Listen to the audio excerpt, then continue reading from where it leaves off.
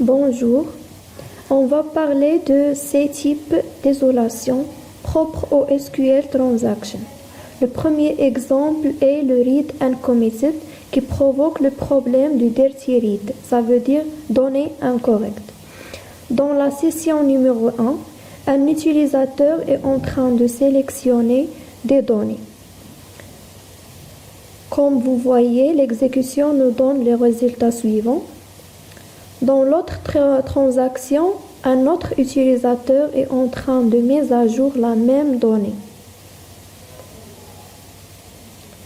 Et voilà, elle a mis à jour et la devient 12.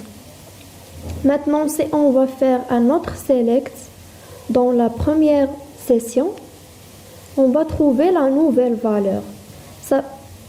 Par conséquent, la transaction n'est pas terminée. Ça veut dire il n'y a pas un commit transaction. Donc, c'est une mauvaise valeur qu'on a eue.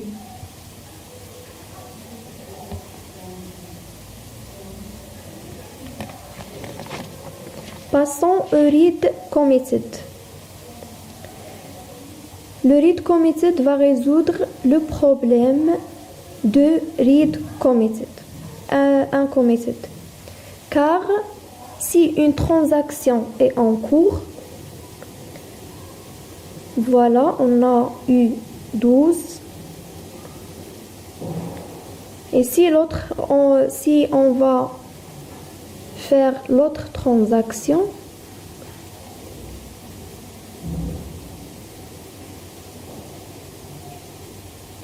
on va avoir la nouvelle valeur. Mais si on revient à la première session et on refait la sélection, on va toujours avoir un temps d'attente. Ça veut dire que la requête ne peut pas s'exécuter lors d'une autre transaction qui est en cours. Pour avoir le résultat, qu'est-ce qu'on doit faire? On doit tout simplement faire un commit de la transaction. Et voilà, on va avoir la nouvelle valeur. Passons au repeatable read. Alors, on va faire la première transaction. Le résultat est 10.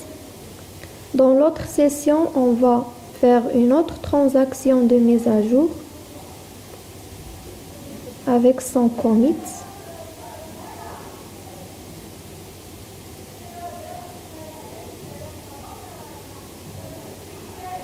Voilà, on va toujours avoir cela. Pourquoi? Tout simplement parce que la première transaction n'est pas terminée. Lorsqu'elle est terminée, on va avoir notre résultat qu'on cherche.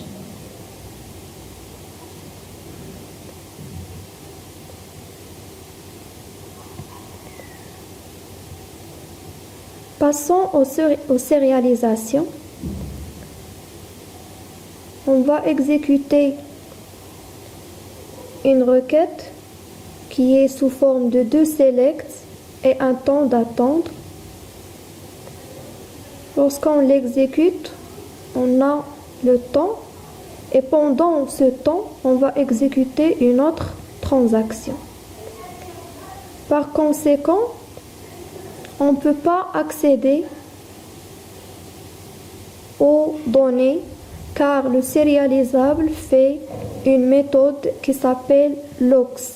Ça veut dire qu'il déverrouille les données. On ne peut pas y accéder lorsqu'une transaction est en cours. On doit faire un commit transaction pour avoir la nouvelle valeur. Passons maintenant aux snapshots.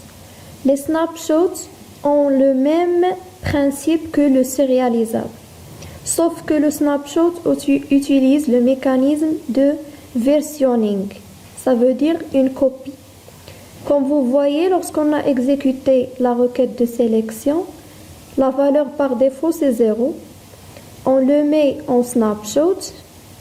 Après, on passe à l'autre transaction.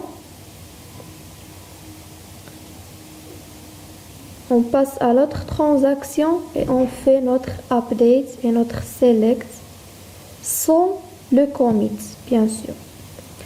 La valeur c'est 8. Donc la valeur a bien changé. Si on revient et on refait la requête de sélection, on va toujours avoir l'ancienne valeur et non pas la nouvelle. Pourquoi? Parce que le snapshot utilise une copie dans le système. Si on veut avoir la nouvelle valeur, on doit faire le commit du transaction et maintenant on va l'avoir. Le read committed snapshot, c'est le même mécanisme que le read committed, sauf qu'il utilise les snapshots. Ça veut dire que lorsqu'on veut accéder à une donnée, qu'une autre transaction est en cours de la mise à jour, le snapshot va nous donner la copie précédente du champ qu'on est en train de chercher. Et pour avoir la nouvelle valeur, on doit tout simplement commit la transaction.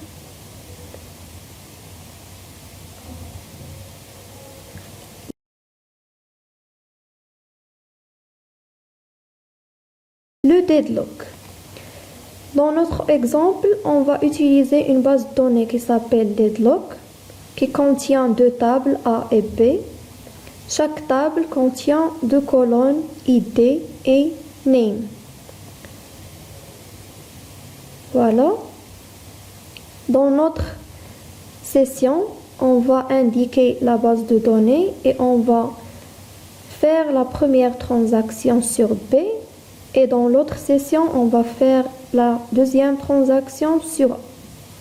Si on veut faire une autre transaction sur A, on ne peut pas la faire. Et si on veut faire une autre transaction sur B, on ne peut pas la faire. Pourquoi? Parce que tout simplement, le système utilise un seul processus.